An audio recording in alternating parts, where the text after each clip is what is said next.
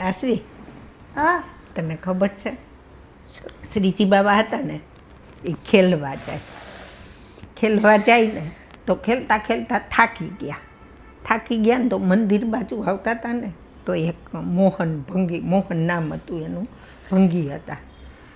એટલે એને દેખી ગયા તો શ્રીજી બાબા કહે કે હું થાકી ગયો છું મોહના, તું મને ઉચકી લે. એટલે મોહના એ ખંભે બેહાડી દીધા શ્રીજી બાબાને. પછી શ્રીજી બાબાને લઈને આવતો હતો ને તો ગોવિંદ સ્વામી દેખી ગયા.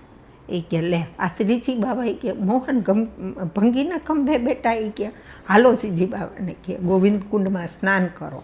ભંગિયાને અડ્યા ને એટલે સ્નાન કરવાનું.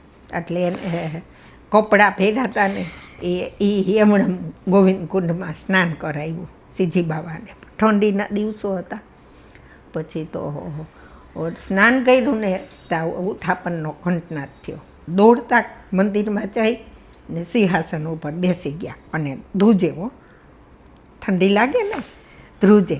તો ધ્રુજતા હતા ને તો શ્રી ગુસાઈજી પધાર્યા, દ્વાર ખોલી અને અંદર પધાર્યા. તા તો શ્રીજી બાબા ધ્રુજે. એ કે બાબા આજે આવી લીલા ક્યાં ઘડી આવ્યા, આમ કેમ એ કહે આવી ઠંડીનું? તો કે આ તમારો ગોવિંદો છે ને એને મને એ કે ગોવિંદ કુંડમાં નાખ્યો. ગુસાઈજીએ ગોવિંદ સ્વામીને બોલાવ્યા કે ગોવિંદ સ્વામી આ શું કર્યું કે? એટલે કે એ ભંગીને અડી ગયા હતા, ભંગીને ખંભે બેઠા હતા એટલે સ્નાન કરવું જ પડે એ કે. એટલે સ્નાન કરાવ્યું તું મેં કે ગોવિંદ કુંડમાં. તો કે અરે ગોવિંદ સ્વામી એ તો બ્રહ્મ છે, બ્રહ્મ ન જ હોવાય.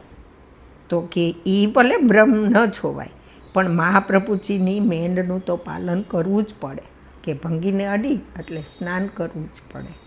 આવો ગોવિંદ સ્વામીનો અને શ્રીનાથજીનો બેનો સખ્ય ભાવ હતો. ઓકે, જય શ્રી કૃષ્ણ.